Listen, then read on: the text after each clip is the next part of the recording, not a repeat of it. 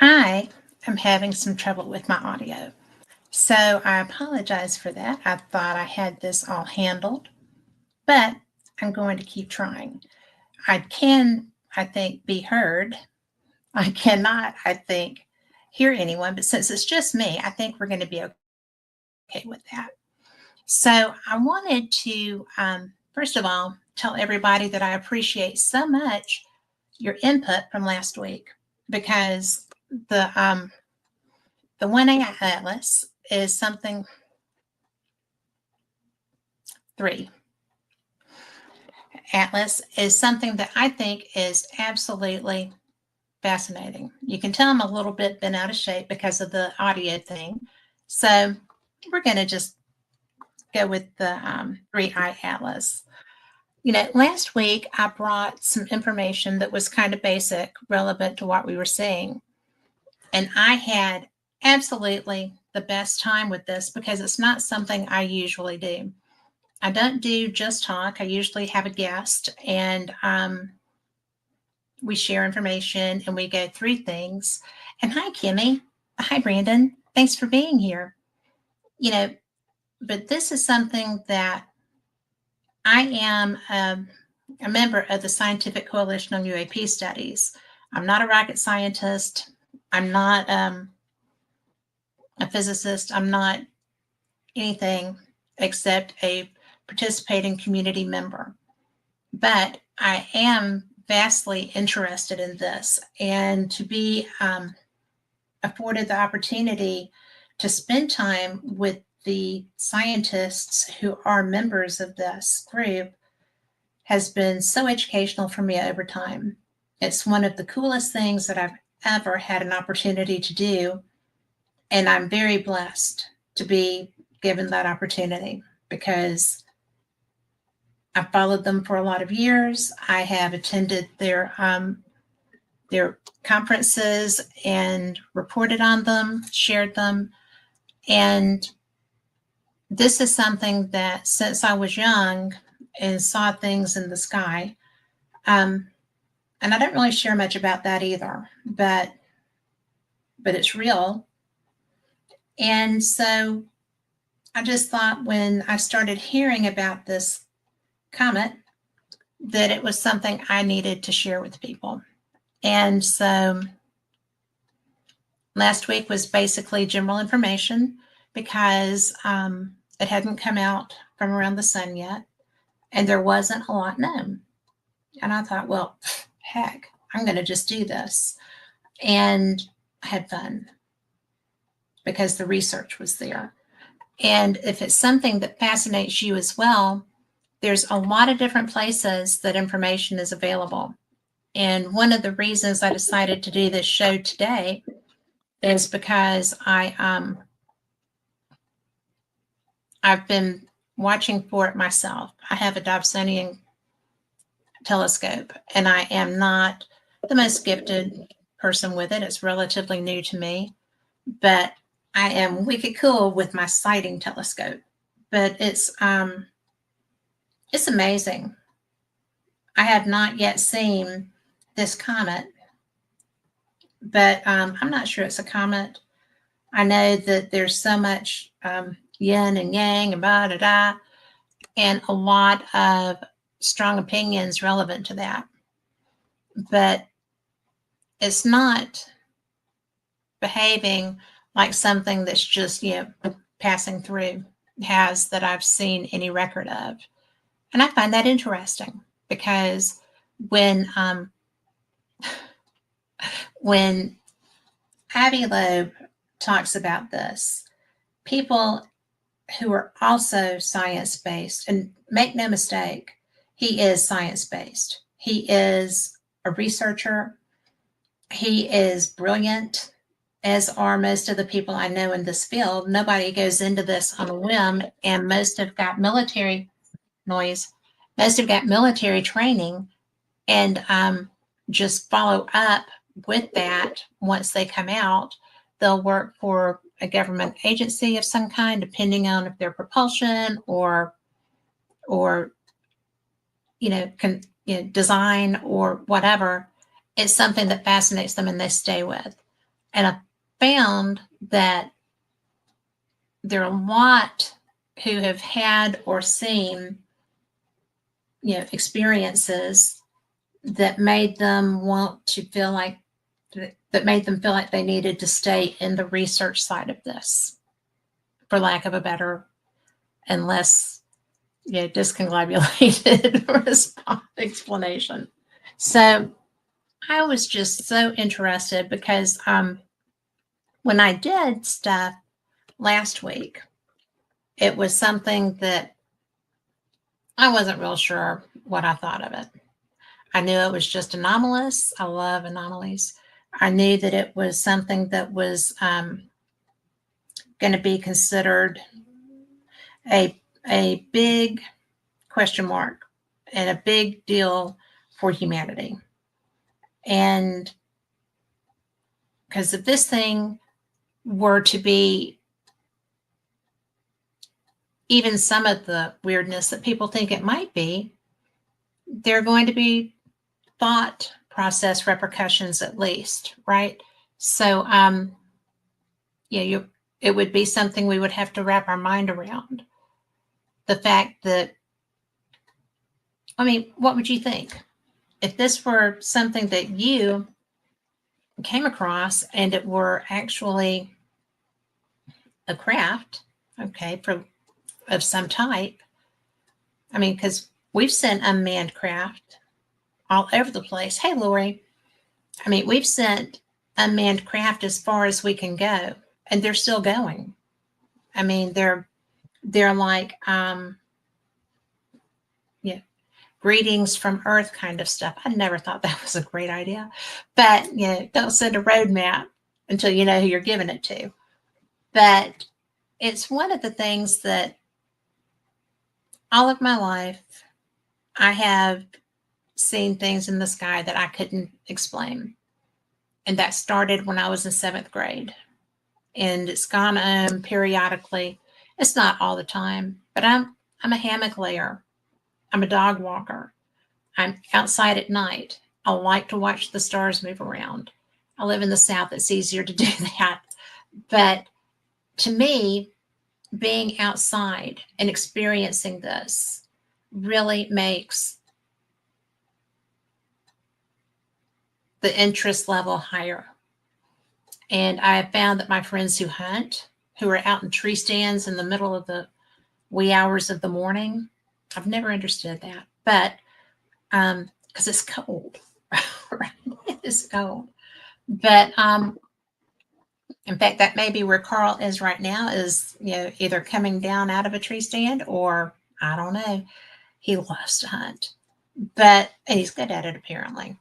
But for those that are new here, Carl is my producer. But it's really one of those things that you just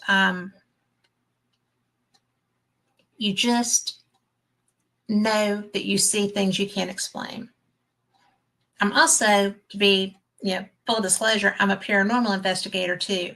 So anomalous things don't trip me out, and I'm always curious. And I think that there's not a big stretch between interest in one anomalous thing and interest in what a lot of people assume are other anomalous things. I don't think that spacecraft from other places is necessarily anomalous. I think it's very presumptuous to think that we're the only game in town. I say that all the time. The fact that we're a relatively, I would think, young civilization. Okay, so I think that we have gotten to where we're sending unmanned stuff far from us, but we have not gotten anybody really farther than the moon. And for whatever reason, we haven't been back. I think there's reasons for that. But I wanted to recap a little bit about from last week's show. This is only the third total interstellar object that we are aware of, that we have seen. and tracked. And that's just since 2017. And in 2017, we were flipped out that we got, if you didn't listen to me last week, I'm going to apologize to you now because I have so much trouble with this word, Oumuamua. And 2017, that's crazy. In 8 years, we've gotten 3 of these when we've never been aware of them at all in the whole time that we've had a space program. So I think that's kind of trippy. But I did think that it was really cool that they named that a messenger from far away arriving. That's Hawaiian for that. And so with it, there was unexplained acceleration, but there was no tail. And then in 2019, we had Tu'i Brisop, which was, it was ejecting water vapor. It was having action. There were reasons for it to be moving. And then with this one, I got even more interested in this one because it comes out of Sagittarius. It comes directly from where the WOW signal came from. The WOW signal was a radio signal picked up. Oh gosh, I should have written down the year, but I did not. I apologize. But it was picked up, and the guy is trying to interpret it. The receiver, listening guy, was trying to interpret it, and he was like, oh, wow, this is from outer space. This is wow. So the fact that we received communication, perceived communication from there, also this is coming from there. It's a double whammy. It's a double coolio thing. And let me look and see what year the WOW signal came, because I think that's going to be something that is relevant to what we're looking at here for the conversation. So, well, fiddlesticks.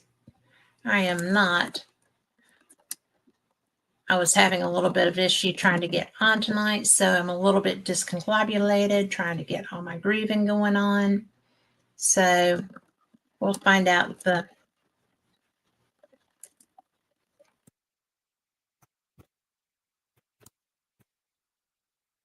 WOW signal was actually detected in 1977. And it was first observed August 15th by the Big Ear radio telescope at Ohio State University. And so, Lori, there you are, represented even as we speak. Hi, Victoria. And and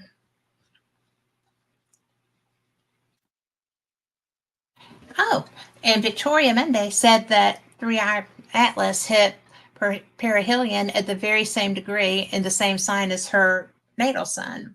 So there you go. And for y'all that don't know, this is a brilliant author, and she's a pretty cool chick, and she's a psychic and medium, so she's pretty special. But so we've got such a short, in all of our development of our science and space programs, we have got 3 things that we've seen, and we've got the WOW signal that was detected from 1977 until 2025. When we had nothing prior to that, and we've had men in space since I was a child, which is almost as long as God was a child. But it really is trippy dippy, because all of a sudden, really all of a sudden, there's never been really any doubt that since we had manned flight, that there were other things interested in them. And there's not a lot to be questioned about that. Yeah, there's a lot of there are a lot of good people who were part of the space program that I know. There are a lot that I have never met, obviously. But some of the stuff that happened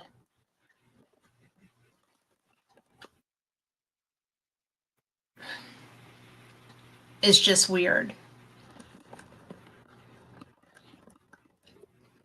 I'm trying to get this.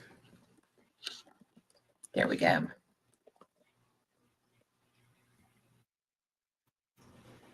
So Edgar Mitchell, who was the lunar module pilot for the Apollo 14 mission, and that launched in 1971. Launched in January on the 31st, landed on the moon February 5th, and he was the 6th person to walk on the moon. And then he retired in 72. But there's a program that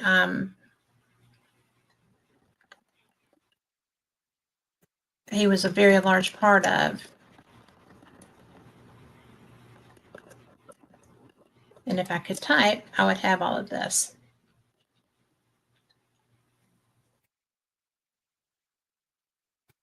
And it's called IONS, which is the Institute of Noetic Sciences. And it is a nonprofit research center, scientific research center. And it's very cool. Okay. It's really something that very few people are aware of if they don't have these experiences.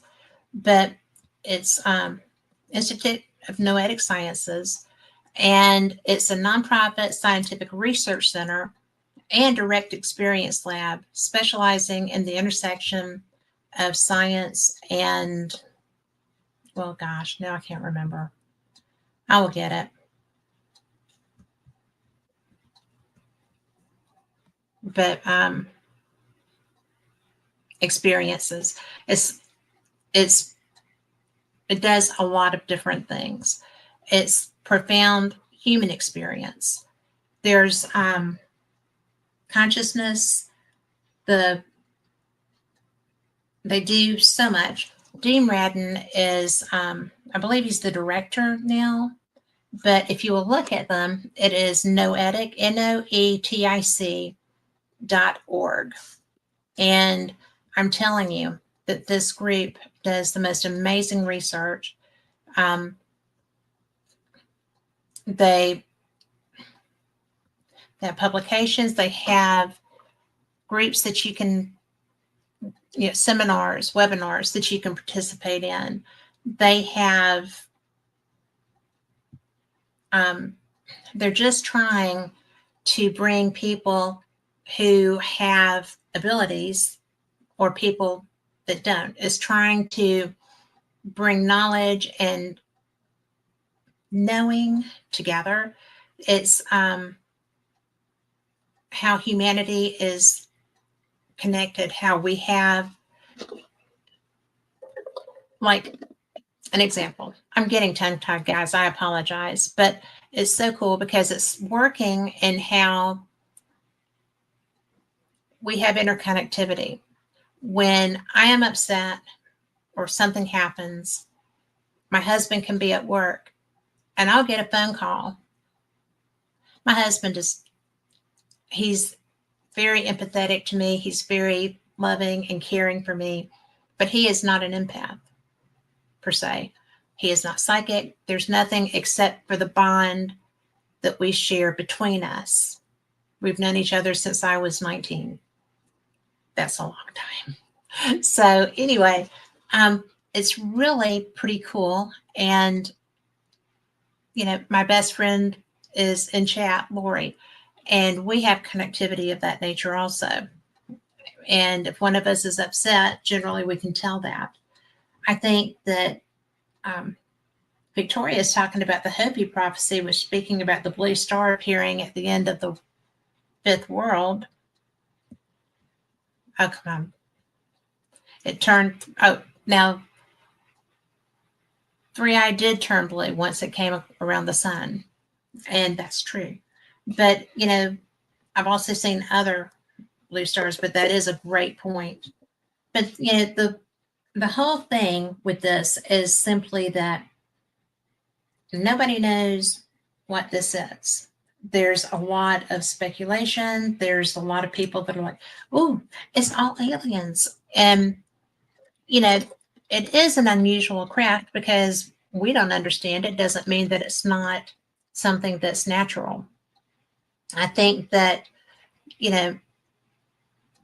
there's a lot to go through, but it's not something I think that we should be fearful of. I've heard a lot of fear, and I don't really get why there's a lot of fear. We have stuff go by us all the time, and none of it to date has just completely been has such a overwhelming effect per se. And I don't know if it's just the fear of alien technology. There's a lot of science fiction movies that make us have that fear, but they wouldn't make them if they didn't sell, right? So, but right now, scientists actually need a lot more data before calling it alien tech, because right now there's just educated guesses. Is it behaving in this way? Is it behaving in that way? And there are things that it's doing that lead one to have questions. And Dr. Avi Loeb, I heard quite some time ago, in the context of this situation, say that it was having non-gravitational acceleration. Well, yes, but with comets, the water vapor, as they come near the sun, the water vapor heats up, is expelled because it's the steam, and everybody knows the steam either destroys it or comes out. It's coming out, which is normal for comets. And the steam, the discharge, in space of the tail, creates thrust, which moves the comet. It'll give it a boost or whatever. And Victoria, just so you know, I wasn't trying to belittle the blue star, the Hopi prophecy, because this could well be that. Well, nobody knows what it is. It's anomalous. So there's that. But this week it's been zipping. It's been moving away from the sun, just crazy speeds, up to 250,000 kilometers per hour. That'd be a ride, wouldn't it? And people say I drive fast, but but it's like a cosmic speed demon. That would not be me. I got to tell you though, if somebody gave me something that I could go light speed at and not run into things, girl, I would. But but it is heading back to deep space, because ostensibly once it comes through here, it's going to move on out of our solar system, moving into another. And Oumuamua was doing that as well. I mean, it's just these great big monoliths, big old monoliths, apparently, that are just moving through. I don't know that anybody really knows how they're doing that. I'm sure that I'm going to have all kinds of emails and text messages when I get off of here that says, well, don't you know how these are propelling? No, I don't. So, because from what I understand, there is no gravity away from a body that has gravity to hold things on it. So I don't know. And I'm not going to lie and say I do, because that would just be silly. If anybody listening does, please feel free to get in the chat. You can, if you're listening to this on the Things Network on Facebook or on Born TV, Bill of Rights Network, then you can do that. If you are listening on the YouTube channel or the Fate YouTube channel, wherever you are, and you understand the propulsion of these interstellar objects, I am definitely up for a lesson. I don't have an ego that's going to disallow that to happen. But it is just what it is. And, the European Space Agency used Mars data to nail down its path. And folks are buzzing about a faint radio signal they picked up, sparking all sorts of theories. And overall, it's putting on a show before vanishing for good, cool stuff for stargazers. And I think that it is. And, it's really interesting to me that this thing, because I was excited, it was coming by Mars, right? We have everything up in the sky. We have stuff sitting on Mars with really good cameras, and we're not the only ones. So I was like, okay, it's going to come by Mars. We're going to see this. We're going to know what this is. Well, nobody really wanted to share that for a while. So it's really interesting because NASA is supposed to be dropping their pics next week. I don't know why they're not out yet. Maybe they're still analyzing them and they don't want to scare us. But they'll show the wild tails. They've got one pointing forward, like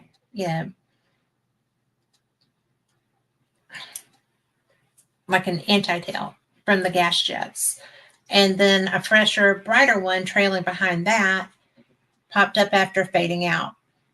So I don't know. But I just think it's so cool because, it is cool stuff for stargazers like me because, Avi Loeb did say that there's a possibility that this is a craft. He said that last week. And, but I thought it was too soon to say. And so, what do I know? I am not Dr. Loeb. But, totally fair. Scientists need way more data before calling it alien tech. But right now, it's just all educated guesses. But if I were to put anybody's educated guess ahead of someone else, it would be him. I think that he is one of the best guys in that field. But a lot of scientists are actually kind of confused with what they're seeing because it's different. And, some of the anomalies are racking up. And I'm going to revisit Dr. Loeb. I understand that there's like 12 anomalies that he's calling out. And to me, that's kind of confusing because one was just added today. And again, he's putting these in his posts and in interviews. Anytime you see an interview with Avi Loeb, go watch it because he really is brilliant. I think he's really jam up at explaining these things, and it's not going to hurt you a bit to watch an interview with him. He is brilliant. You can go online too and just Google him, Avi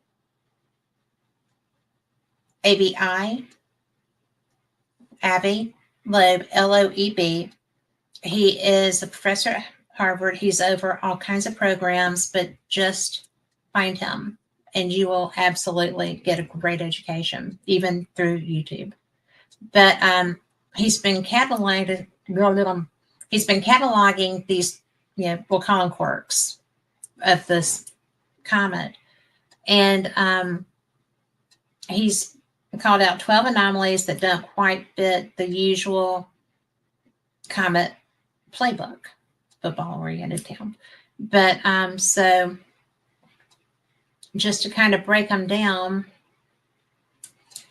he's not saying it's definitely alien tech, just that these anomalies add up to just enough to make somebody ponder that, right?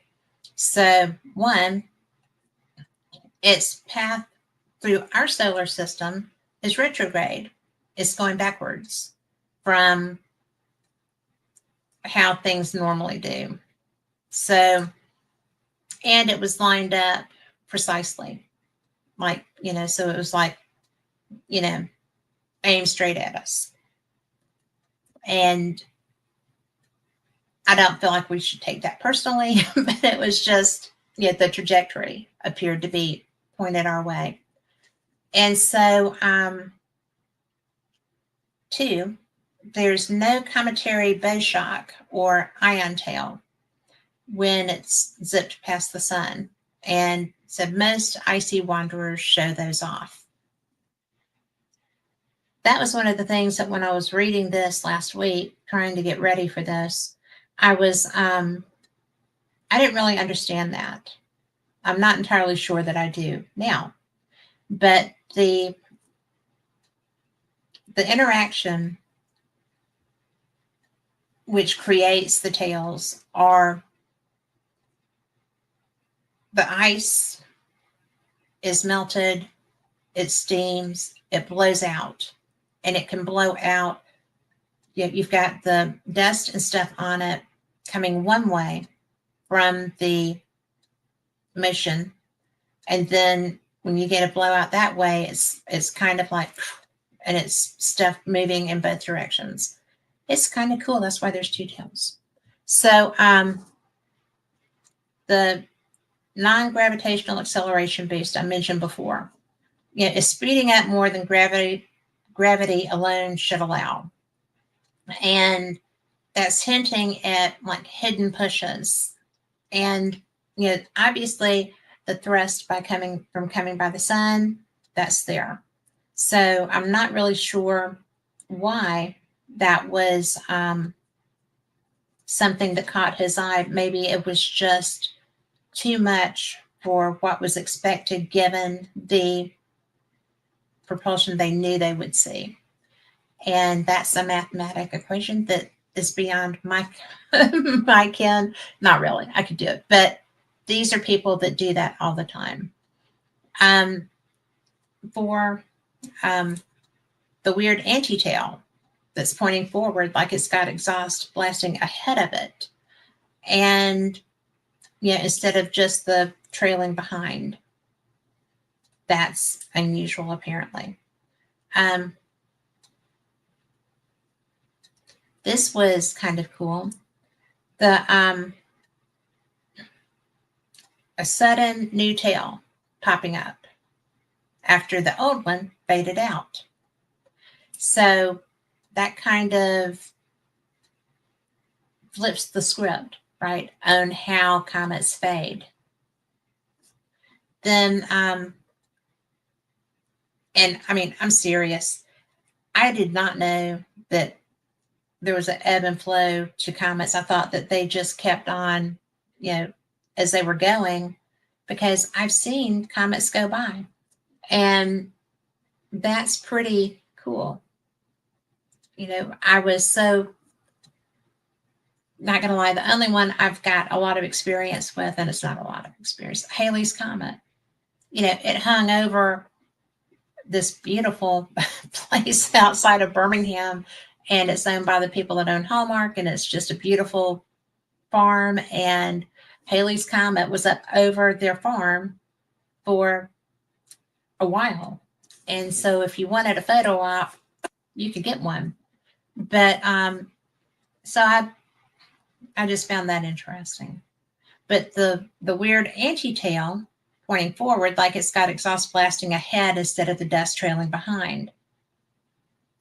That's not a thing, apparently. The sudden new tail popping up bright and fresh after the old one dimmed, flipping the script on how comets fade. Did that. So 6, no typical ice vibes in the spectra, just high gases that don't Don't scream frozen snowball. So there's that. Let's see. 7, zero detectable iron. Even though nickel's there. In space rocks, those metals usually buddy right up. So I asked one of my friends who is a rocket scientist, and actually he's not. He does all kinds of stuff, and he is in. He's worked for the space programs, and he is still actually he just retired. So there's that. But you know, when I said how, I mean, this thing is how far away? How do they know that there's no iron and there's nickel? And how do they know that this is missing so that there's not a, you know, spectrography? So they have ways to be able to tell what is in a body, yeah, a space body. So I thought that was cool because, you know, that's a heck of a beam, right? But anyway, Rich, I'm just picking because when I got that information, because I am not him, I was like, well, how did that happen? How do you know that? I got a great lesson. I did. Let me see if I can pull that up because if I can, that will be a neat. Oh, I do have glasses. Maybe I can tell you. But let me look. Okay. The my question was, how does this happen?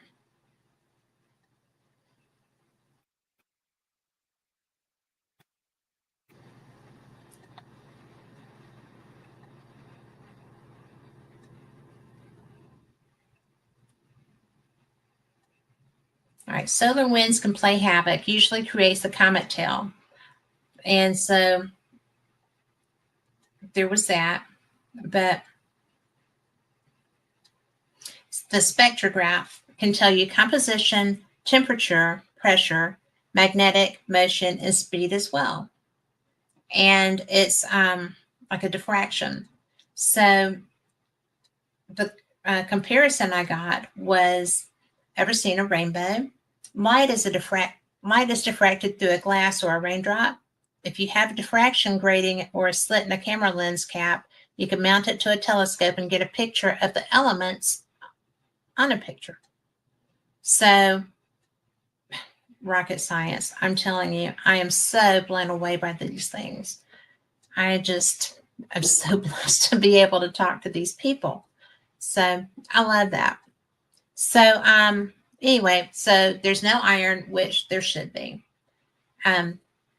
8, the whole thing's tumbling end over end, way too fast for a chill comet cruise.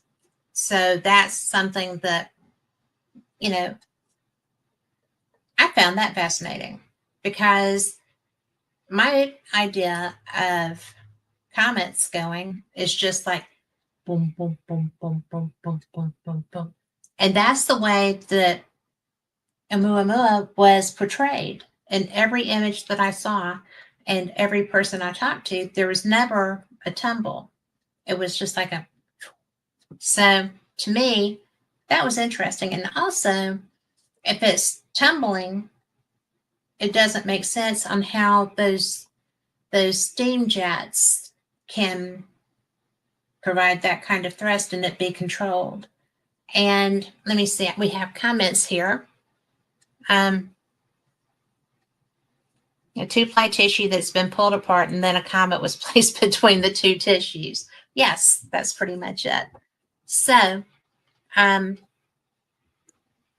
again, I do not understand why this thing is like tumbling end over end.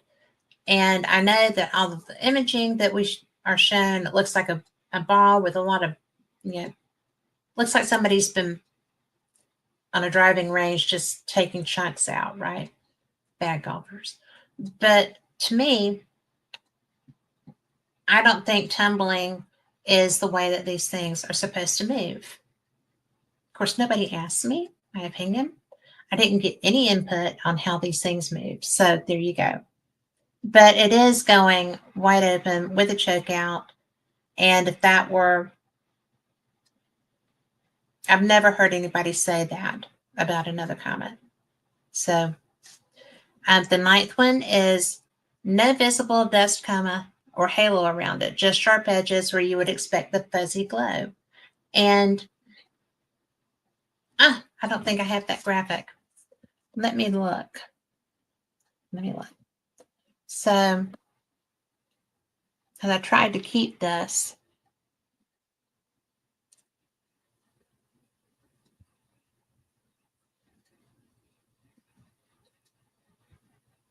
Let's see what that is. Yeah, just the glow.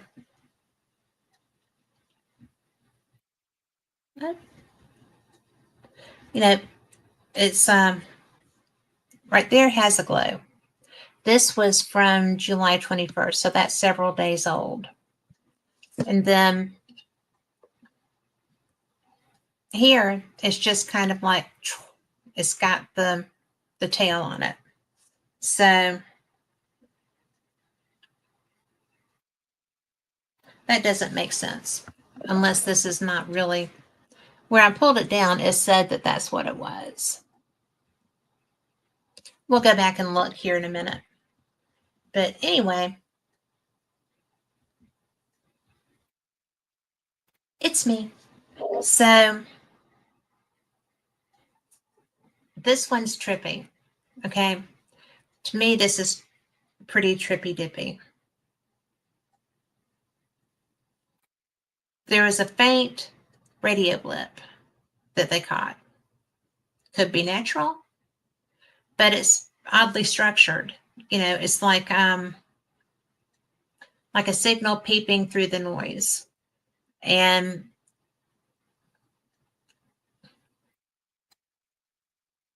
I think that the radio blip is, I didn't think that it would be something that would be considered anomalous. I figured that perhaps it would be creating some sort of electrostatic that would pop up and it could be interpreted that way. But apparently this is one of the things, you know, it's people thought it was a beacon, like a, not like a beacon, but like a transmission or a beacon. But it's not. It's turns out that it's a natural glow from hydroxyl molecules, OH, that telescopes picked up as it swam close to the sun. That's the gas you get when water ice evaporates and splits apart under solar heat, like the steam from a boiling pot. And comets do this all the time, so it's not unexpected. It's totally expected for an icy visitor like this. And Avi Loeb flags it as an anomaly because the signal's faint and it's really oddly structured, you know, kind of narrow band in spots, pretty much too tidy for outgassing. So it's more like a weak modulated transmission. So that's something that's just kind of a bizarre thing. But, you know, astronomers are like, no, it's just the usual chemistry, no aliens required. But it definitely, you know, it definitely kind of just stacks on, you know, to the level of weird. And I think that it's neat. And I just think that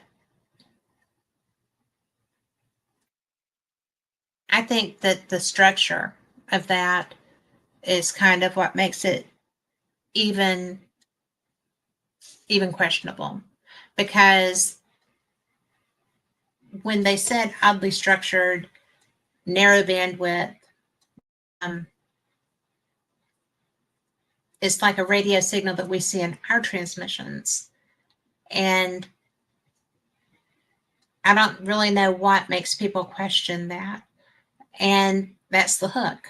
You know, it's like the signals tuned to specific frequencies, almost patterned, echoing how we humans encode radio waves for comms, not the broad, messy smear you get from a random comet gas, right? Expecting or exploding into space. And I think, you know, he's eyeing it as a possible modulated whisper, maybe left over from tech, because natural OH lines from water breakdown are usually whiter and fuzzier from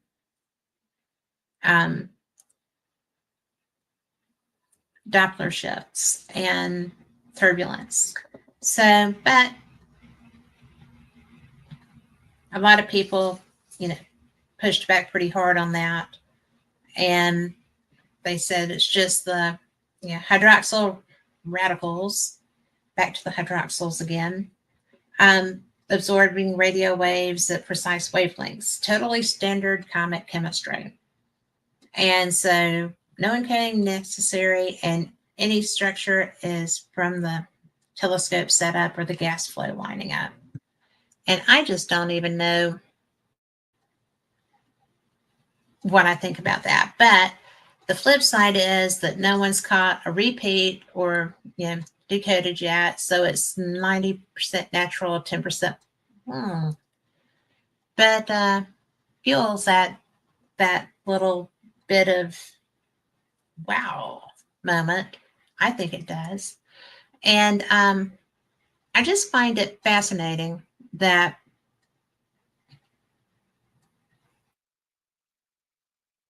it's just crazy, because there's so much here and I'm kind of blowing through it, but there's a lot. And I've spent last week, I decided to do the show on this, or, you know, Sunday, I decided to, that is not right. Wednesday, I decided to do the show on this because I found it interesting. Then last Sunday, I did this, but when I didn't have nearly the information available, and I'm not a rocket scientist. I'm not an astrologer, astronomer, or anything of that nature. I am a person who hosts 2 anomalous topic radio shows. I am absolutely blown away by the fact that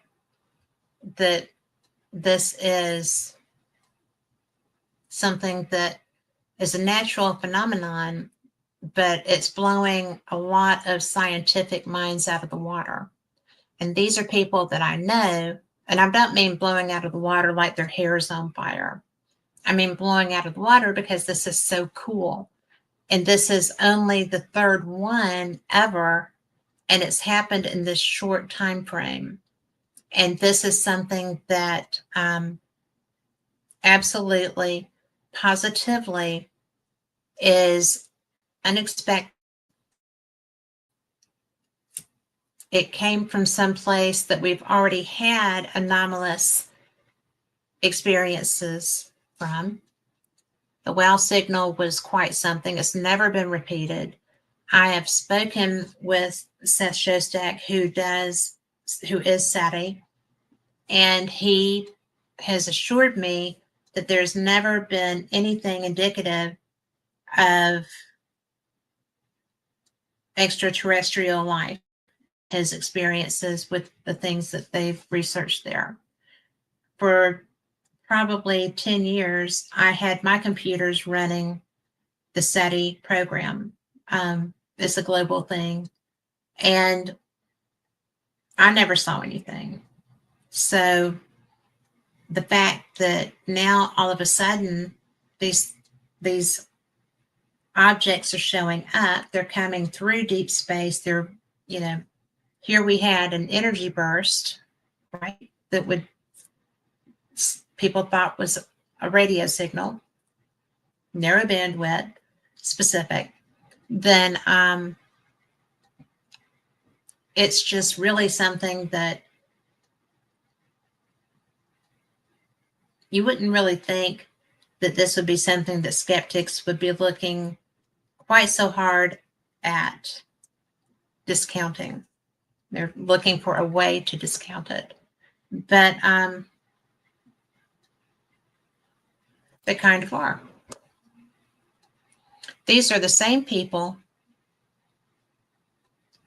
They spent their careers discounting alien stuff. Or anything that looks too perfect gets extra scrutiny. And really, honestly, it's the way science works, right? You know, you don't get to claim probe or whatever unless you rule out all of the other things. You don't get to go jump straight to anomalous until you've ruled out everything. And I think that I saw a writing that said, so while Loeb's anomaly sounds sexy, the skeptics have the ace up their sleeve. No one's been able to repeat or amplify the blip under lab conditions yet. So if you're looking or you're trying to prove or disprove, or if there's something that's just so different, right? What is that? Extraordinary claims require extraordinary proof. They do. And so you have to rule out all the boring explanations first, right? So is it boring? With this being there, I don't think there's anything boring about it. And I do say, and I do agree, that extraordinary claims require extraordinary proof. And I think that it's the way of the beast. So, you know, it's these are the same people who have spent their entire careers discounting alien stuff. All of the things, alien stuff. And, you know, I work for Fate Magazine. I am the host of a show that is all about anomalous things. Yeah, don't you love when that lighting does that? Anytime I move out of frame, it's just hilarious. But, you know, this is our new issue. And I'm going to not be able to get it right. But the cover article is the Skinwalkers. And the wonderful Stevie Tombstone, a great musician, you should check him out, actually wrote that article. And then the UFO phenomenon is a follow-up article in there, Easter Island, and more. And I just thought, because this just came out, so you can find it online. If you run across me at an event, I'll have some with me. I'll be glad to share them with you. But, you know, this has a lot of really, a lot of really great articles. I'm going to turn that light. I'm failing miserably. No, I'm not. There we go. But one of the things that's in here, UFOs, a realistic assessment, which I think this was put together before this situation, so I'm going to be interested in that. Chestnut Ridge, which is actually written by Maxim Furyk. I've had him on a couple of times this year. He's a great guest, a great writer. You'll enjoy that. Space Mystery in Russia, written by Alexei Arkhipov, The Power in Your Hands, Remembering John Mack, which is written by Keith Thompson, Lilydale Then and Now by Ron Nagy, Easter Islands Rongorongo Glyphs. That is a Robert Schoch article. So then, oh my gosh, I had not seen this. There's an article in here by Richard Sennett, who is one of my favorite authors. He's out of California. He is a friend, and he's been a guest of mine over the years, and he's coming on Fate again. So yay, I missed that. But his article in here is Ghost Boy of the Confederate. Y'all are going to love him. So, you know, I do a show for the magazine that carries these kind of articles. We are fascinated. The very first Fate magazine was the Kenneth Arnold story. And that to me was so neat because I was gifted one of those first editions and I was beside myself with joy. It is in my drawer. It's under lock and key. I read it. But anyway, I'm just blown away because I just had a birthday. I'm 64. I'm 64 years old. And I really, I was in 7th grade when I had the experience with UFOs. And my dad was like, oh, that's a helicopter. Well, I spent my young life, and in fact, I had that afternoon watched them jump out of helicopters because my dad was Special Forces Green Beret, and they had been practicing. So that's why I had a bunch of Green Berets at my house that night. And there was an object that was totally still, no sound. And they tried to tell me it was a helicopter. I'm like, I just watched y'all. I was pretty precocious. I was 7th grade. You know, that's a tough age. But anyway, bless their hearts, they did not like stuff me in a can or anything. And that night, my sister and I shared a room. She stayed asleep and there were lights in our room. And they were not police lights. They were like green and white. And it was weird. So I've been interested in this stuff since then. Move along the lines. I was doing paranormal experience, had not yet started doing Fate, and I applied for credentials to several cons that year. And the first one I got credentialed for was the very first Alien Con. It was held outside of San Francisco in a little convention center. And it was a very small convention center. They expected about 3,000 people. They got about 9,000 people. It was a madhouse. It was all of the regulars from Ancient Aliens plus George Noory and a lot of other people as well. It was crazy. And I got such an education on the topic in that time frame. I was very fortunate to be able to spend time with Kevin Burns. We had some opportunities to talk. And Susan, oh goodness, I can't remember her last name. When Kevin passed away, she became the person over that. And she was very gracious. I made sure to let them know how much I appreciated being there. It was my first time. And that's when I first met George Noory and his producer, Tommy Danheiser, who is somebody I call a really good friend. He's a nice man. I met so many people, and I was so educated by these lectures I was hearing. And I've since gotten to interview a lot of the gentlemen and ladies that are on that show. But it just blows me away that that's what my first exposure was. And then I was later at,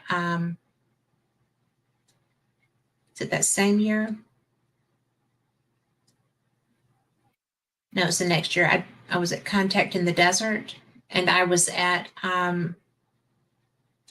UFO Congress in Phoenix. I had been at the Ozark Mountain UFO Conference, which, if you can get there, is such an up close and personal event because it's at the put on by Ozark Mountain Publishing, which is fantastic. Dolores Cannon's family still runs that. She has passed. But I did not know about a lot of the things that are just commonplace, really. But Southern didn't get a lot of that. If it wasn't, a relative that could do the stuff, then you didn't really talk about it. Or if it wasn't you who could do the stuff, right? So anyway, it was fascinating to me to be exposed to all of these things. And I just couldn't believe it. And every year that I've gone to Ozark, it's just been fantastic. Right in the middle of all that, I broke my knee. I couldn't do anything for like 3 years, but there's that. But when I went to the first Contact in the Desert, I ran into experiencer groups, right? And I did not know that this was such an organization of experiencers. There were a lot of people who have been either abducted or just had conversations with or come across. And I was walking with Linda Moulton Howe through one of the crowds, and she stopped. And there was a young woman there, and she was so beautiful. Oh my gosh, her coloring was magnificent. She was just glowing. And she was with her mom, and Linda said, "Really?" And the answer was yes. And I had just met my first person who was, I hate the word hybrid because I think it's not the most complimentary sounding term for somebody who is so spectacular, right? But that would be an apt description. And it was just very, very bizarre. And Kimmy, you're absolutely right. It's ironic on how high strangeness from our youth brings us to where we are today. It is. And, when I experienced somebody who had traits that I had only read about in books, her eyes were spectacular, her hair and her skin was glowing, like glowing. And, I was absolutely stunned, just stunned. And if I had not been with the person I was with, I would have missed her, because I just would have. But this individual immediately recognized this young woman for what she was. And there was no shame. There was no, oh my goodness moment. It was just like, really? Yes. And, I was just like, I'm sure my jaw was on the floor. Not going to lie. I was so surprised. And so my mind through that first year was being opened up to so many possibilities in this particular field. I'd been a paranormal investigator for years. I'm very experienced at that. I was not very experienced with alien interaction or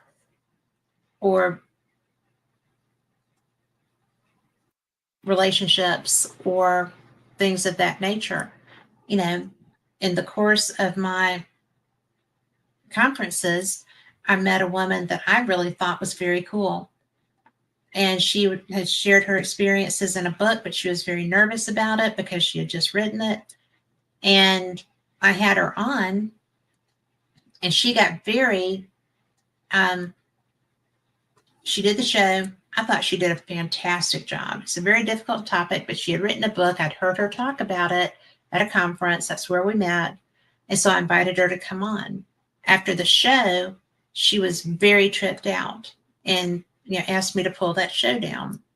And I was like, I don't know how to do that, but I'll figure it out. So, but I just tried to reinforce with her that she had done such a beautiful job that nobody was going to judge her. And she just wasn't comfortable. So obviously that changed.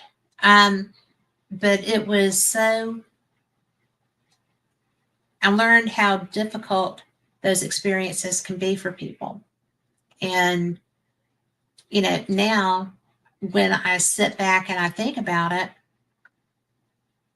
I don't think that anybody that I've talked to in the last, 10 years I've done paranormal experience, and I started doing those conferences almost immediately.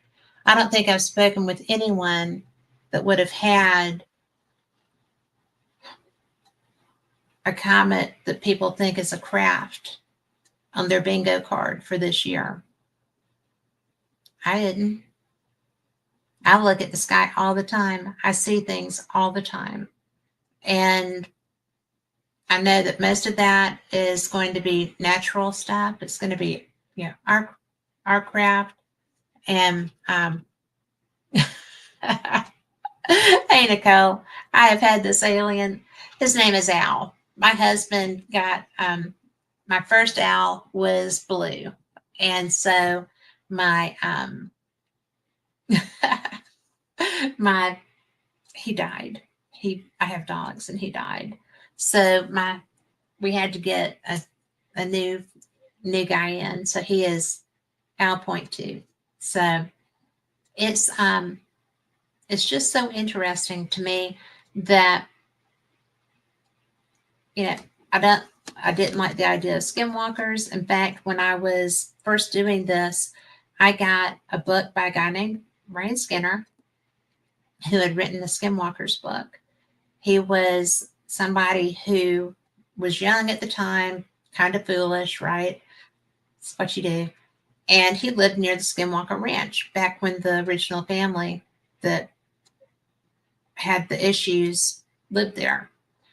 And he would try to find what was happening there. And so he got more than he bargained for. He was trying to leave and something was chasing him. I can't remember if that particular first time was on his mini bike or in his truck. But yeah, this guy, he was wild. I couldn't believe that he would do these things. And then when I started reading about, after they left, what the house was like, it was just so bizarre. I never anticipated talking with these people.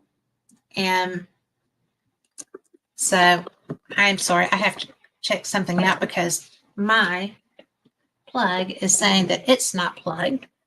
I've got to figure this out or we're all going to be missing me. And let's see what we got here. But crash, bang, bang. Nothing like excitement. If my lights go out, I'll be back. But anyway, so I never really understood why people would go and put themselves in that environment. I would never do that. To me, that's way trippy dippy. And I don't know why this does that. I have done that twice, and both times it turned off. Oh, I know why. I don't understand it. We'll just talk amongst ourselves while I do this. But I sit there and I think all these people that are doing work that I find absolutely fascinating. And, when I am talking to them, found it. But when I'm talking to them, it's a very bizarre, this is going to turn off again. Sorry, but I'm still here. Better for the light to go off than the computer to go off. And I can always reconnect that. But it's really all these people that go into these situations. Like, I thought that Ryan Skinner was a nut because of the things that I was reading in this book. I was not well versed in Skinwalker Ranch. Obviously, I'd heard of it because we all had, but it was just something that it was like an old wives' tale or something. It wasn't something that I took seriously, that I thought was a real. God forgive me. I don't mean to sound like I am that person, but I didn't think that it was real. And then when I started reading about it, I was like, holy cow, this stuff is real, or these people think it is. And then, then the next owners of Skinwalker were having experiences too. And now, Brandon has it, and all of the other stuff that goes on there. And like I said, I have been reading about this place for, oh gosh, at least 30 years. And so then, it turns out that this stuff is for real. And now I know people that are on it now. And to me, it's just kind of like, well, who wants to be doing this, right? I don't think that it's a good idea. And I think that one of the things that gets me, and I know that goodness only knows Travis catches all these, comments about, rockets. Well, he is a rocket scientist, right? And I think that it's really interesting to me to watch how it's gone from one way of researching it to another way of researching it, because you're trying to get into where you think stuff is. And so that makes life interesting. But, then all these people that are like, well, there's no such thing as, men from Mars or whatever. And it's like, well, yeah, we've been to Mars, but we don't have all the information that we should have from, those expeditions. Where's the, I feel like we should be getting that feed 24/7. That's what I think. We've got the stuff there. It's solar powered. Let's see it. Let's see what's going on up there daily. But I think it should be like webcams 24/7. That's just me. Because if there's not anything, then we'll know that and we'll quit spending the money to go there. If there is stuff happening, then we'll know that and we'll be more vested in sending more stuff there. And it's our tax dollars at work, right? Let us see what's happening. We'll throw money at you if there's actually anything there that's going to benefit us. And I think that there's a lot to be said for, full disclosure. And that's one of the things that people are always asking for. Like with this comment, right? Is it a craft? Why is it behaving this way? This is not normal, comet behavior. Where is the explanation for what we're seeing? Because there's not a lot happening here that doesn't, you have propulsion.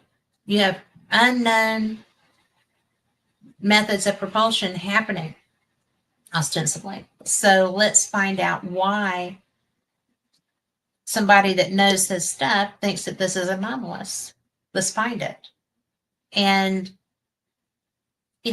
there's a lot to be said for keeping things quiet, maybe. back in the 60s when people were afraid of the men from Mars, when, the people were still traumatized from somebody help me out with the movie, Orson Welles. Well, you're so going back. War of the Worlds. People were so stressed out from Orson Welles and the War of the Worlds. I think that was our first test as a society. How are they going to react? If we tell them that this stuff is happening, what are they going to do? Well, we failed as a society. People jumped to their deaths because they thought that Orson Welles' show was real, right? So, can't have disclosure. People are going to die. And so that was then. This is now. We have so many people who are having experiences. We have so many people who have, are in the abductee society. They not society, but, classification. We have so many people who have all kinds of experiences, not just horrible ones, great interactions, friendships, whatever, relationships in like 3 cases that I know of, and I'm just me. But, you have rocket scientists who are seeing things. You have pilots. Look at all of the stuff that Jeremy Corbell is bringing out with his movies and his footage. And, there's actually stuff that's we have so many cameras everywhere. They're being documented. And then, you've got brilliant films that are being put out, again, by Corbell, but there's other people too. And, you've got IONS, the Institute of Noetic Sciences, which is trying its best and doing a great job of bringing people into ways of like working knowledge with consciousness and how you can build that. And you've got all these other things. You've got all these programs. You've got people on, equipment on Mars. You've got places they're trying to find a way so that we can live off this planet. Well, if you will show us stuff, if the government, if you're listening, if you will show us stuff, if that planet was not just going to shoot through our solar system, but was coming at us, would you tell us? Fair question. Would you tell us before it was too late to do anything about it? If you had a plan in place to do something about it, it would have been funded with our tax dollars. And we have a right to know that. It's absolutely only right for us to do that, for us to have that knowledge. And personally, I do not understand, what's that saying? You don't really think they spend $18,000 for a hammer, do you? Right? There's stuff that's happening with our money. And if you don't think that we can handle the information, you better start thinking differently. Because as a society, if we're ever in danger from something like this comet, it's not the end of the world. But is it? I don't think that's true. But what if it were? What if something were coming at us and they're spending all of our money? I mean, our taxes are going somewhere. We know we have stuff on Mars. How long has it been since we put a person on another object? We need to be doing better exploration. We need to be doing better at managing scenarios. worst case scenario, why don't we have deflector shields? Or something that we could implement of that nature. I don't know. I'm not a rocket scientist. I'm not an engineer. Married to the brilliant machinist who does all kinds of engineering, but that's not me. I do, this. But there's people that have all this knowledge. And Kimmy, I would love to, but it's going to be in the summer. Kimmy is a Bigfoot person, and she is working with Jay Bajan, and they have got a film out. And so, seriously, she is jam up. And I will come up there, but I will come in the summer, if that's okay with you. Not in the fly season, though. But, and I will take you up on that, because I would love to be in the woods at night with you and Jay, because I would hide between the two of you. I don't like bears, and I don't like things that, slither and bite. I live in the South. We have just things that slither. But, I think that if nothing else, I think that having 3 interstellar objects in our skies, in our path, right, since 2017, 8 years, probably 7 if you count time actual. But, hi, Ray. But we have had this many objects in this short period of time. And if that was coming straight at us, we've got nothing. We have got, what is that old saying, bend over and kiss your butt goodbye? No, I don't want that. I want options. I want to know that our tax dollars are going to fund things that are actual benefit to society. I don't want to be spending $18,000 on a hammer. And I don't want somebody handling our money that thinks I'm stupid enough to believe that. I just sound Southern. I'm not stupid. So, it's just one of the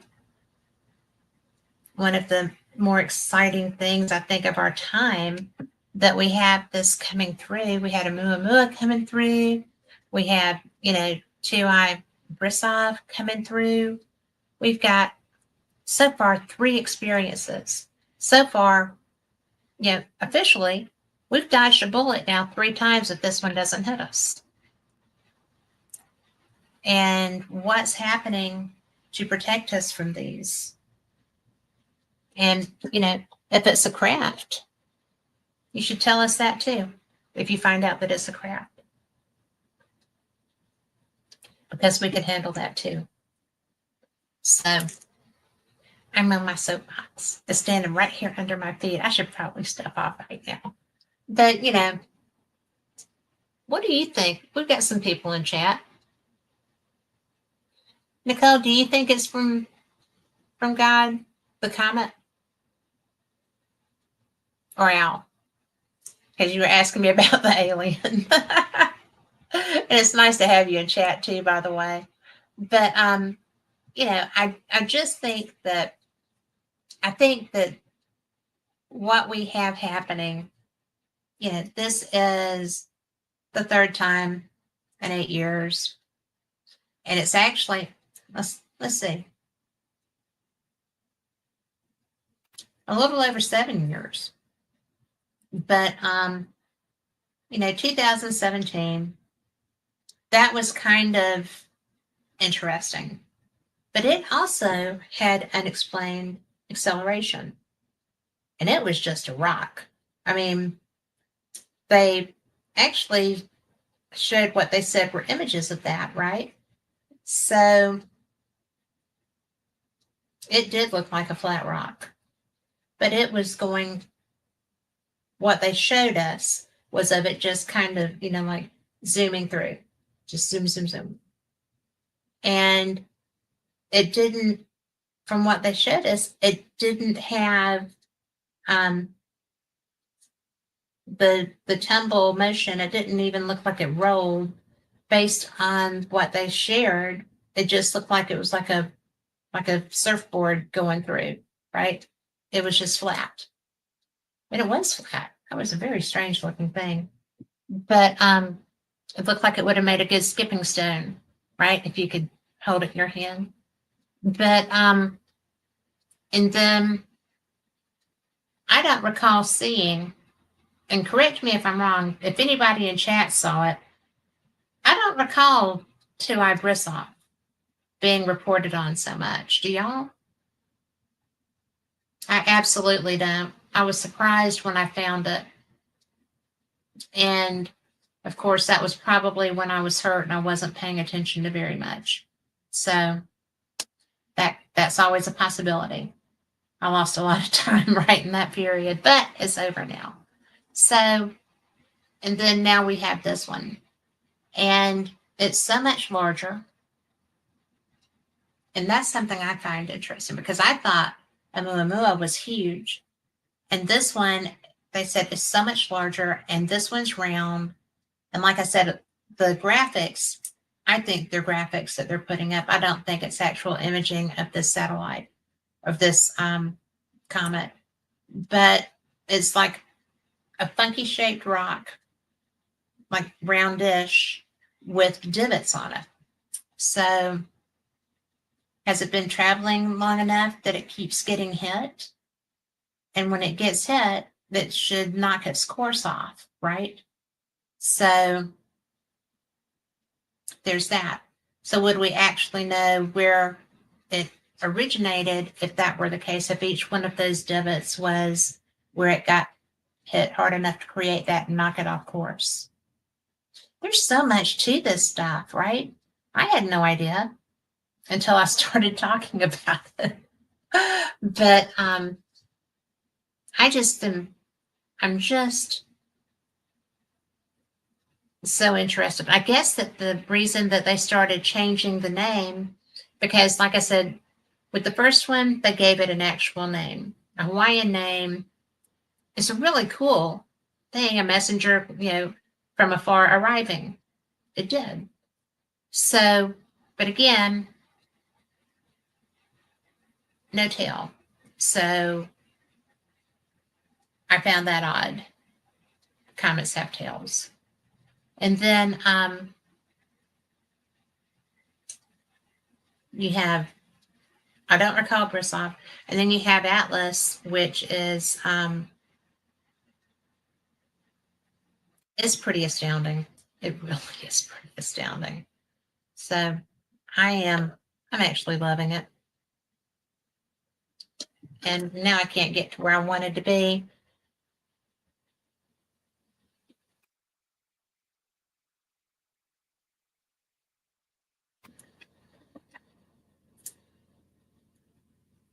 One of the things, I asked an AI program about, a summary. And it said, glad to help. You're doing a good thing breaking it down for listeners. If you need a summary, a one-line summary, it's a rock with a flashlight. I don't really understand the flashlight, but I will tell you about that.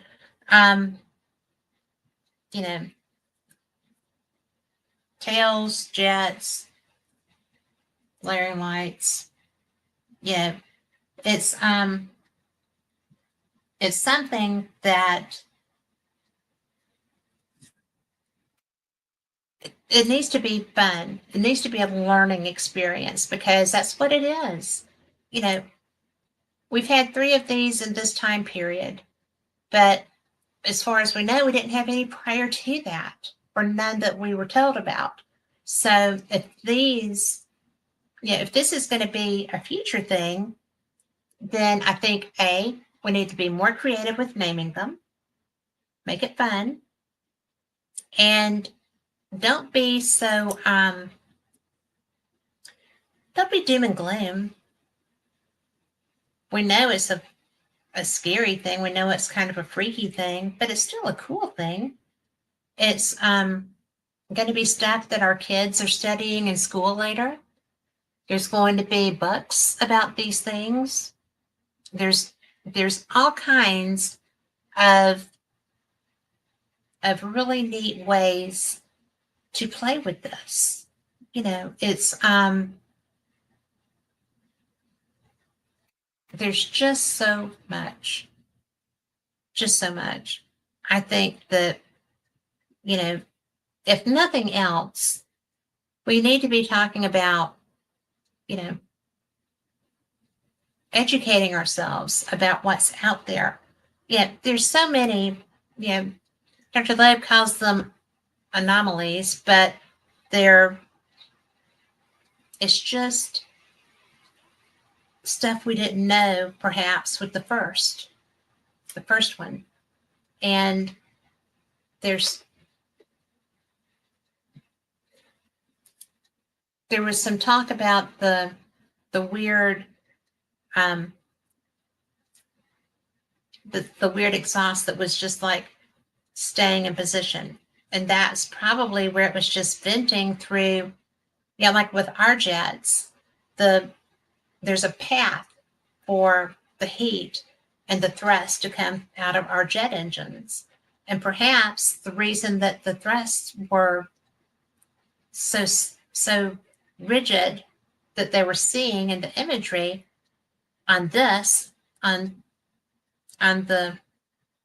Comet is because it was coming through slots that were cut through somehow, or maybe it's freaking engine, because who knows? But you shouldn't be freaked out because of how something looks per se. So I don't know. Oh, strong solar storms too. Yes, I'm about tired of the solar storms. But although I didn't have quite as much problem with them as I thought I was going to, I figured we would be without power, and that's another thing. All the stuff that's happening. A good solar storm can jack up everything. So that's another reason that we need to have conversations and research and be using our money for preparation and stuff. I mean, not everybody can afford a generator. Not everybody is a homeowner that can put in a generator.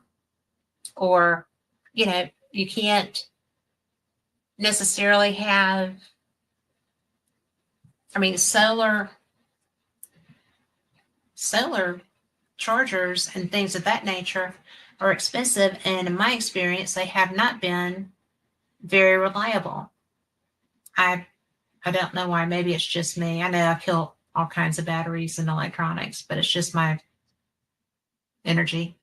But that's always been. That's not just because I started hunting ghosts. This has been all my life. I just kill things. Couldn't wear watches. My grandma used to laugh because she would have to go buy a watch often.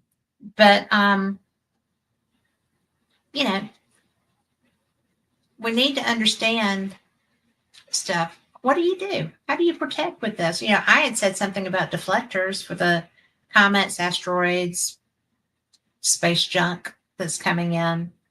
And what do you think you would do about that? Kimmy, what do you think? Raymond, what do you think? I'm curious because Victoria, you're brilliant. So I'm just curious what other ideas you can have. Lori, if you're still there, you also are real. Hey, Nicole. And you got ideas? I just wish that there were a way that we could have confidence that our government was working on this in a manner that was having a chance to have a real effect. And I am not somebody that's anti-government. I think that people decide that they want to be in government. They're either bat poop nuts because it's a tough thing to do, or they're looking for cash. I mean, no sane person wants to be doing that, in my opinion. I think it would be a tough thing to do. But, you know, we've got people like Dr. Loeb who are out here putting forth ideas, trying to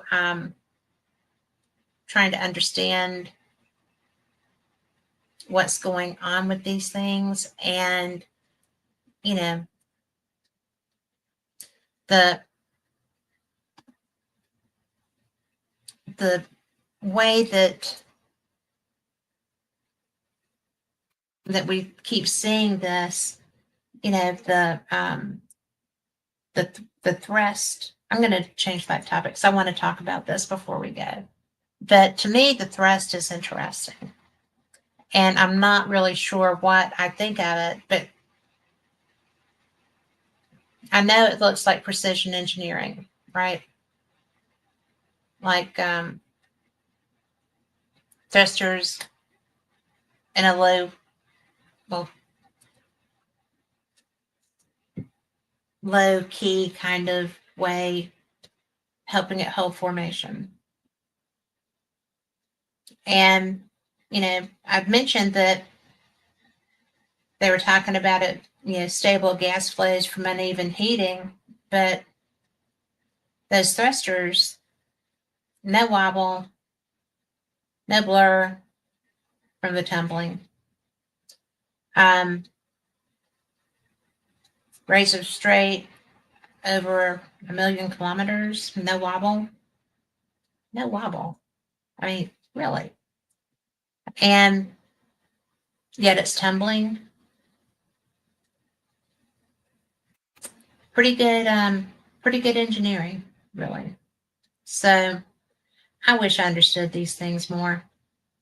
I'm trying to learn them. By the time I learn them, it's going to be gone.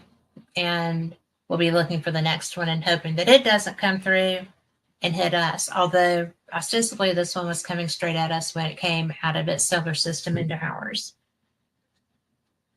And, you know, what do you think changed that? I got nothing. I got nothing. I don't know what would change that. I'm trying to learn. I'm getting better.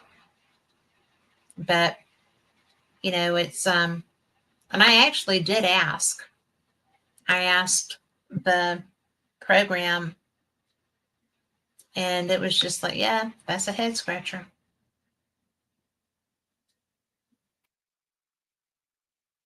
But I do think that, if I were to be breaking this down further, what would you want to know?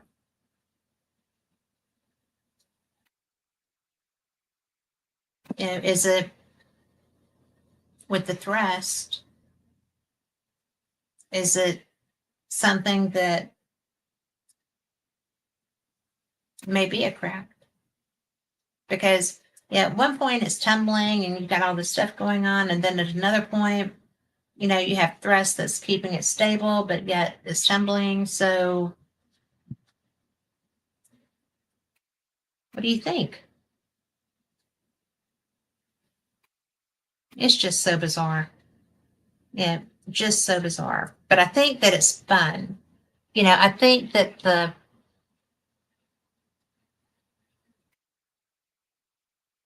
mystery,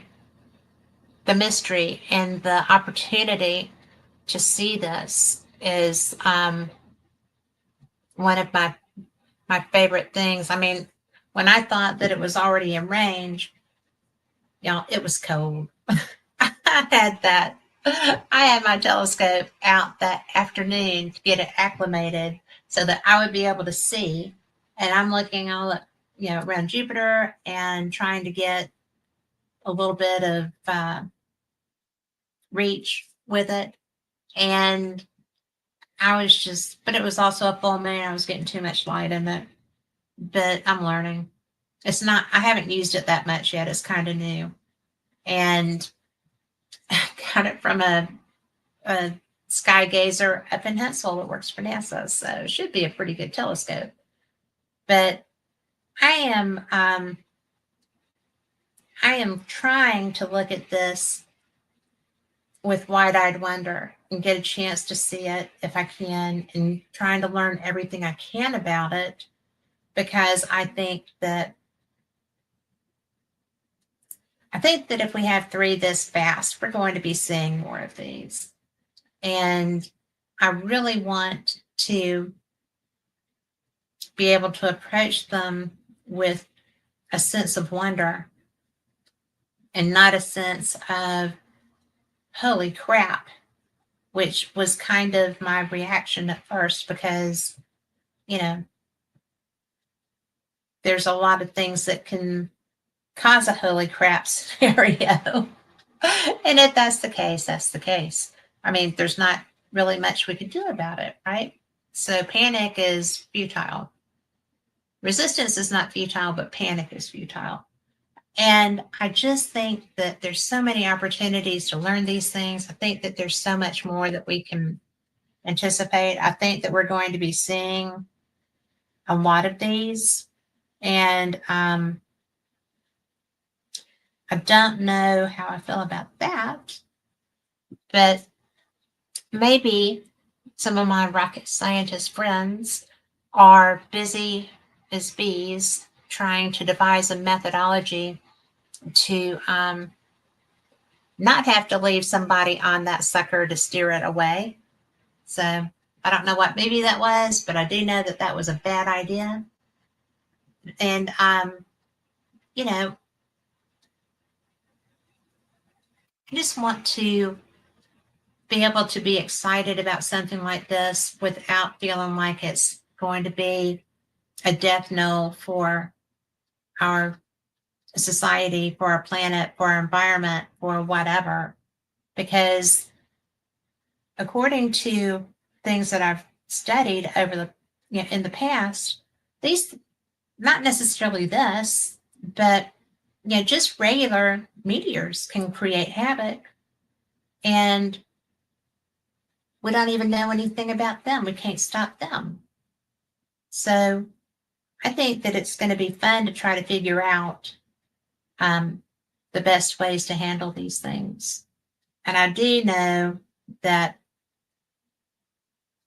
or I'm really hopeful, I'm really hopeful that people are working diligently to figure out how to do that.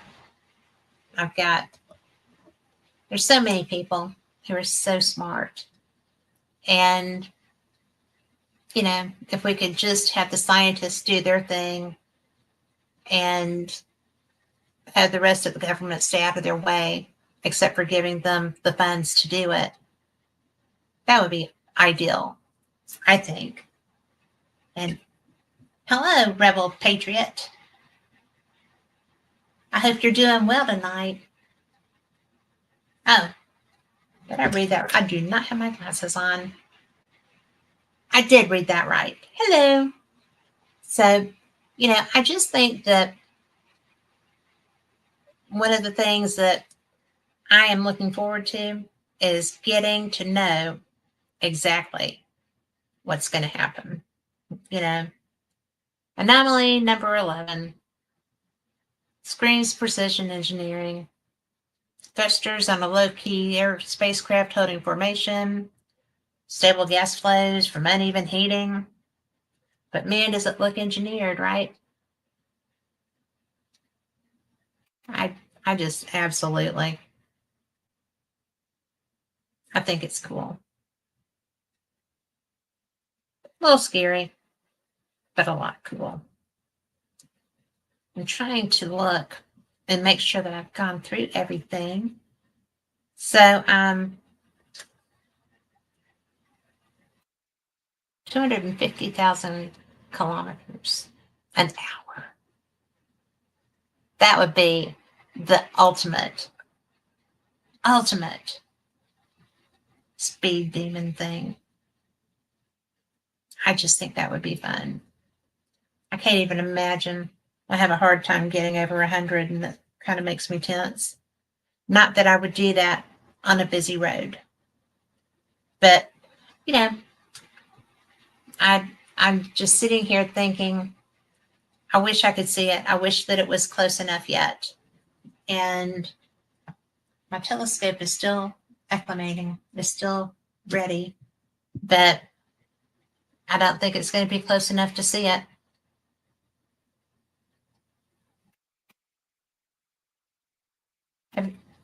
I mean, I don't know what region it's going to go over.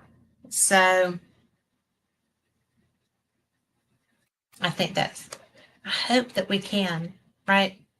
But then again, it would have to be really big because I can see Jupiter. I have a hard time with some of the other planets, but I can see Jupiter, I can see Mars, I can sometimes see Venus, but I just think this would be cool. And I would like to be able to see it like we do Halley's Comet. But I digress. But anyway, that being said, I am going to be getting some people in. I've got one of our people out of Fate who are coming on in December, which is almost here. Gosh, this month is zooming by, guys. Zooming by. So provided the comet doesn't get us, right? But I have, it's going to be fun. I have, oh, where did he go?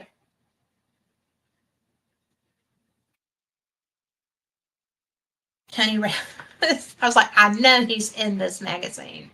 But Tony Rathman, and if any of y'all know him, he is the best EVP guy. Am I right? I'm right. He is the best EVP guy on the planet, bar none. I back when I first started doing paranormal experience, I did an evidence contest, and he sent me EVPs, and they were so great. He won a radio show, and then right after that, our producer just disappeared with all my money. But we got back together. Not him. He's gone. He was not mine. He was just a producer, but he just disappeared.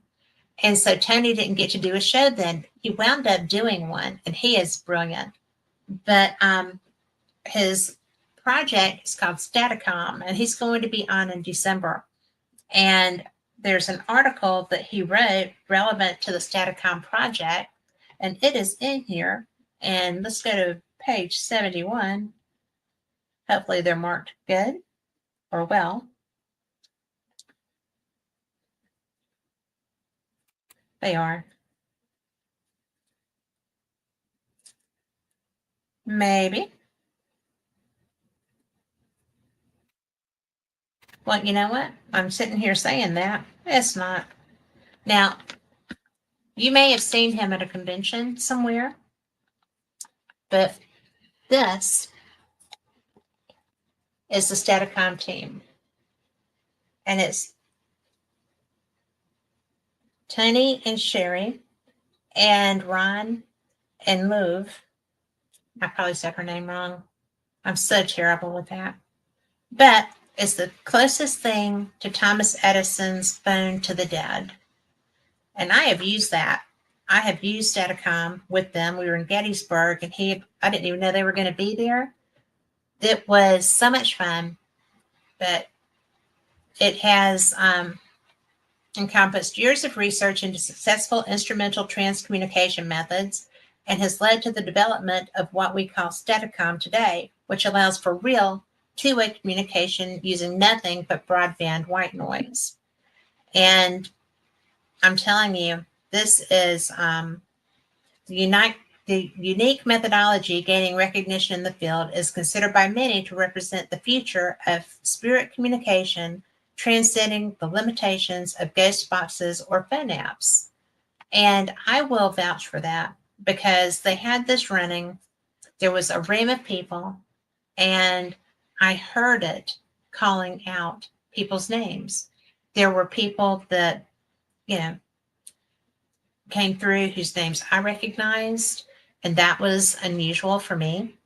And Tony has been working on this. He specialized in EVP research, employing a range of digital recorders and microphones, including parabolic mics to capture clearer and more relevant responses. And I think that that's what he was doing with the evidence that he submitted to me for that contest. And I was not the only judge in that contest, and I did not know Tony at the time, except as a listener.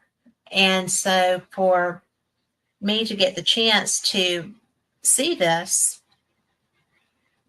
work prior to Staticom coming out was really a gift, because it was really fantastic.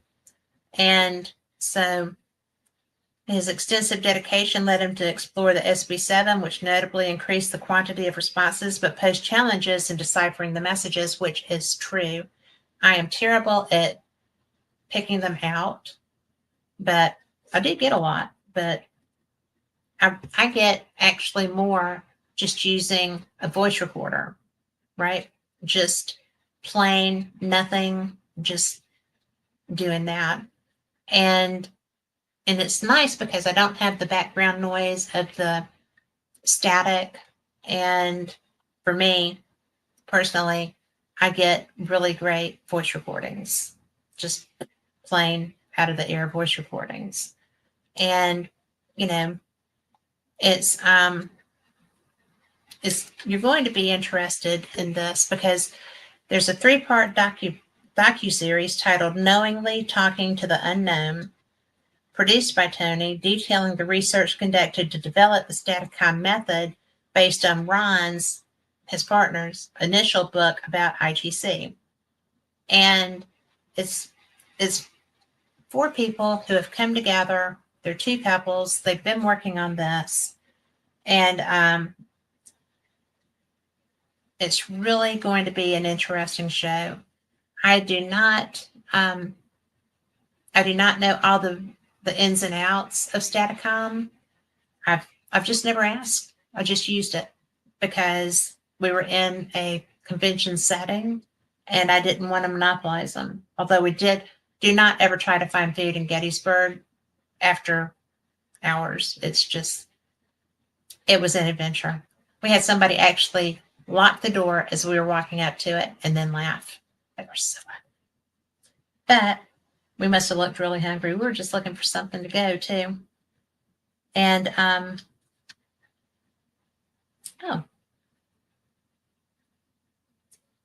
this is a good description of Tony. I'm going to tell you this before we go.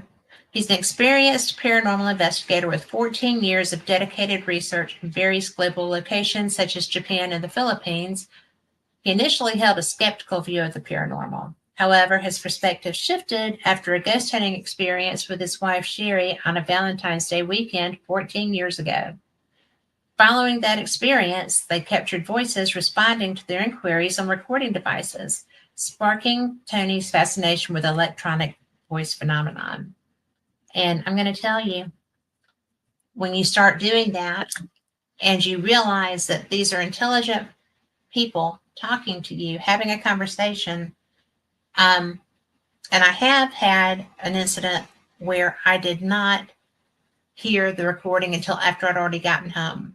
And I was so bent out of shape because I felt like I had been rude. I wasn't rude because I didn't know it was there, but regardless, I went back to the location and, to see if I could find that person.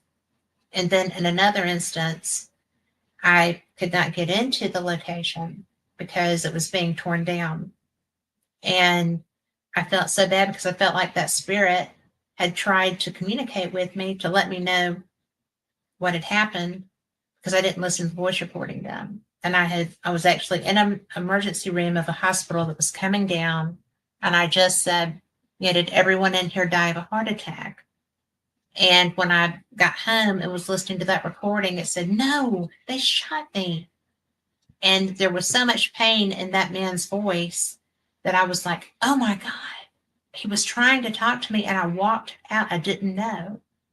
And that's one of the times that I was very upset but everybody was leaving, including my ride. So let's see. It's crash UAP of a cabal nature, interdimensional realities coercing us into alternative timelines. Now, the Internet of Things, Sabrina Wallace, among others. I don't know who Sabrina Wallace is. Can you tell me that? Or should I? I mean, I will research it, but I don't know who Sabrina Wallace is. But I will by tomorrow.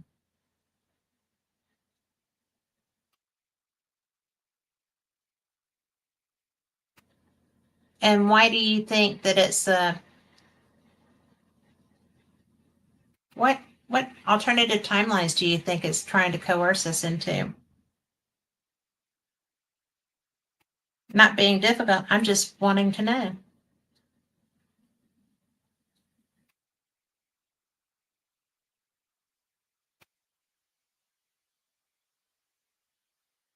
And you've got about 2 minutes. Oh, you do have 2 minutes before I have to go. But I will research that. And you can reach out to me on Facebook and talk to me there because I would be interested in knowing. So, that being said, I have to go. I did not realize we were out of time. I'm so glad that you were here. I hope that you gained something from this. And, I'm just really, there we go. Self-described technologist, whistleblower, and survivor of Black Ops experimentation, claims to have been a DARPA test subject, a modified child, and incredibly, some of that checks out. Oh, thank you. Hey, Sue. Thank you. I didn't know you were out there. You're going to have to come and chat more, bud. But anyway, I gotta go. Thank you so much for being here. And if we have anything more interesting, I will be bringing that to you. I will be back on Wednesday night with Paranormal Experience. That's the same time, 7 to 9 Central. And it's going to be fun. So be blessed, be good, take care of you and those you love. And you know what? I believe in fate. These are great magazines. The information's great. And I'm so blessed to be here. Thank you for supporting this show. And I will see you next time. Have a great week. Good night. And thanks again. Sue, come back.